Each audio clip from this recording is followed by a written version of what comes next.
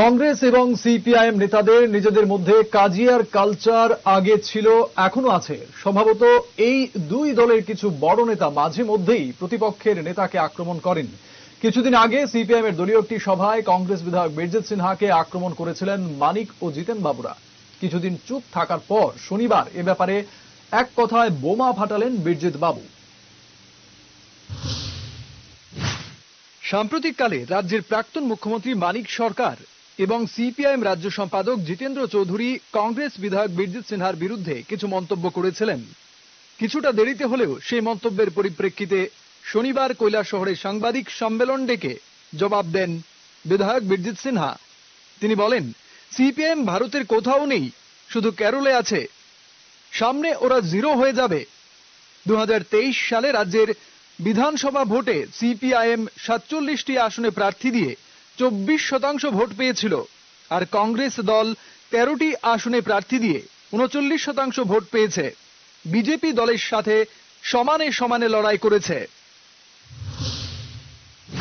আগরতলাতে কংগ্রেস বিশ্বাসঘাতক, এটা জবাবে তো আমি বলেছি পরগাছা স্বর্ণলতা, এটা তো বলবই। সিপিএম তো পরগাছা কোথায় আছে ভারতবর্ষে? ভারতবর্ষে কোথায় আছে? খালি কেরালাতে আছে, লোকসভাতে তো এরা জিরো, প্রায় সামনে তো এরা জিরো হয়ে যাবে। এবং গত নির্বাচনে 47টা সিটে তারা দাঁড়িয়েছে। কত পার্সেন্ট ভোট পেল? শুধু 24% ভোট পেয়েছে। কংগ্রেস মাত্র 13টা সিটে দাঁড়িয়ে আমরা 39% ভোট পেয়েছি, বিজেপির সঙ্গে সমান সমান। এবং বিজেপি 40 হয়েছে পরবর্তী সময়ে তাদের জোট আইপিএফটিকে 1% যোগ করে। যাই হোক, উনি বলেছেন, বলতে পারেন।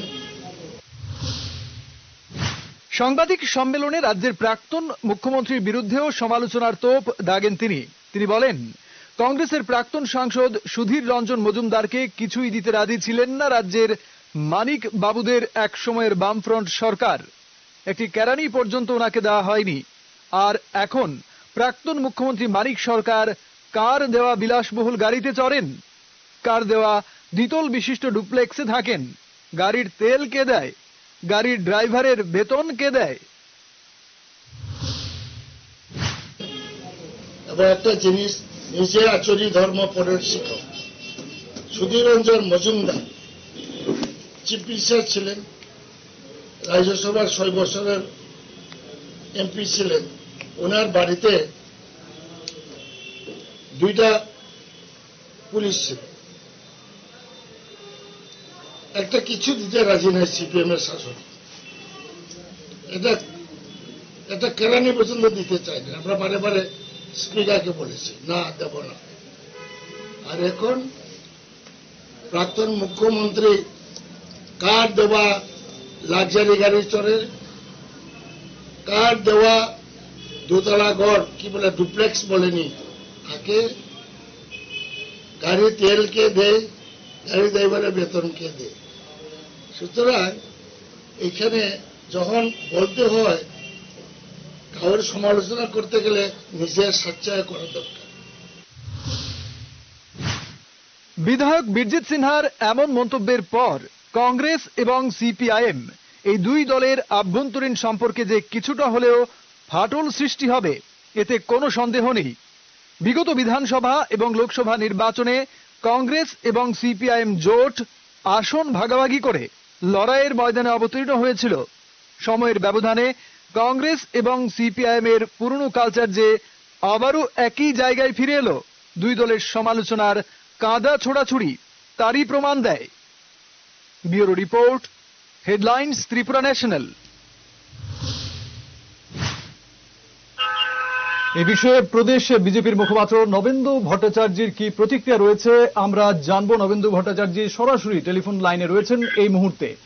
17 ডিসেম্বর দলীয় সভায় কৈলাসহরে বিরোধী দলনেতা জিতেন্দ্র চৌধুরী বলেছিলেন, 2023 ত্রিপুরা বিধানসভা নির্বাচনে কংগ্রেস সিপিএম জোট না হলে সিপিএম দলের কর্মী সমর্থকরা ভোট না দিলে বীরজিৎ সিনহা বিধায়ক হতে পারতেন না, অর্থাৎ জিততে পারতেন না।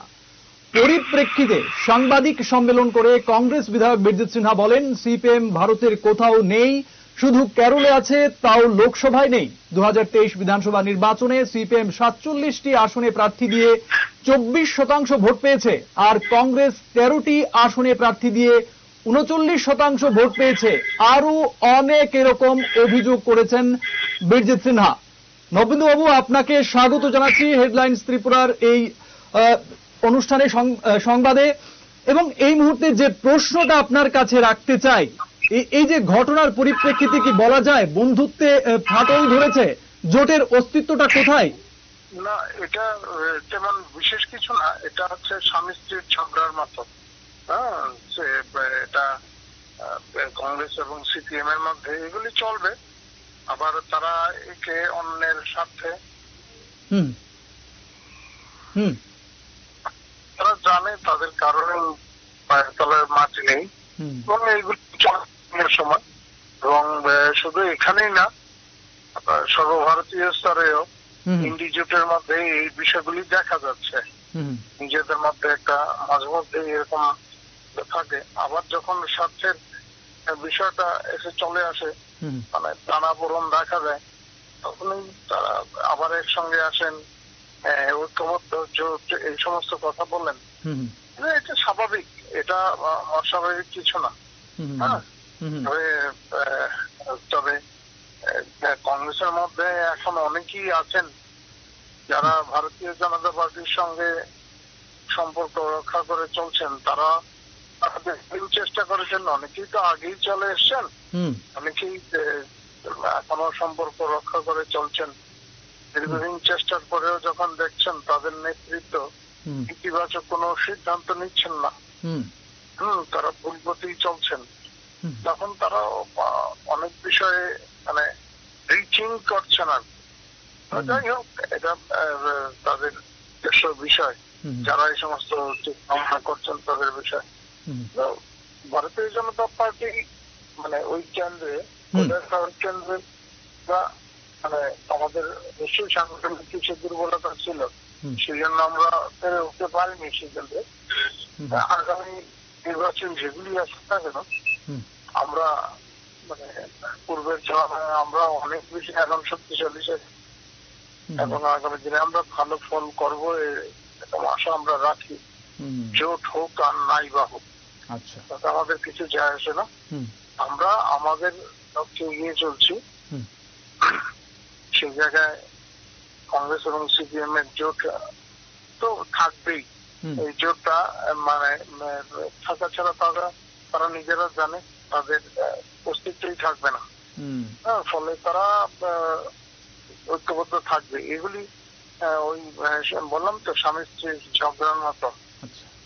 আবার মানভঞ্জন হবে, কিছুদিন বাদে অন্য কেউ আসবেন, মানভঞ্জন হবে, এগুলি চলবে, এগুলি নাটক।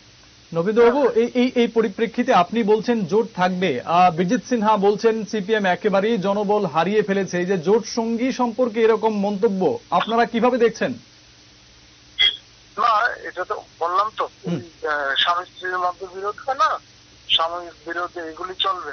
আর যদি বিরোধটা বেশি তোলেন বীরজিৎ বাবু, তাহলে দিল্লি থেকে ফরমান আসবে। অতীতে তো আমরা দেখেছি, যখন বাম জমানায় কংগ্রেস নেতারা একটু বেশি বলা বলি করতেন সিপিএম এর বিরুদ্ধে, তখনই তো উপর থেকে নির্দেশ আসতো। এগুলি আসবে। বীরজিৎ বাবুর অবস্থা একটু দুর্বল হবে। সিপিএম এর তো সব হারিয়ে গেছে। সিপিএম এর এখন আর মানে তারা জানে, এখনো রাজ্যের বিরোধী দলের দায়িত্বে রয়েছে প্রধান বিরোধী দল, কিন্তু তারা জানে তাদের অবস্থাটা কি। ফলে তাদের হারানোর আর কিছু নেই, সব হারিয়ে গেছে। ফলে তারা এখন এই সমস্ত বলবে তো, যে সিপিএম কে যারা সহ্য করতে পারেন না, তারা মাঝে মধ্যে এই সম্পর্ক সত্ত্বেও তারা মাঝে মধ্যে এই কথাগুলি বলবেন, কিন্তু কিছু করার নেই। তাদের মধ্যে যারা আছেন, কংগ্রেসের মধ্যে যারা ওই ক্ষমতার স্বার্থে সিপিএম এর সঙ্গে হাত মেলাচ্ছেন, তারা মেলাবেন। এই কোনো কোনো সময় গোসা করবেন, আবার জড়িয়ে ধরবেন, এগুলি চলবে। ধন্যবাদ নবেন্দু বাবু আপনাকে হেডলাইন্স ত্রিপুরাকে সময় দেওয়ার জন্য। নমস্কার। ধন্যবাদ।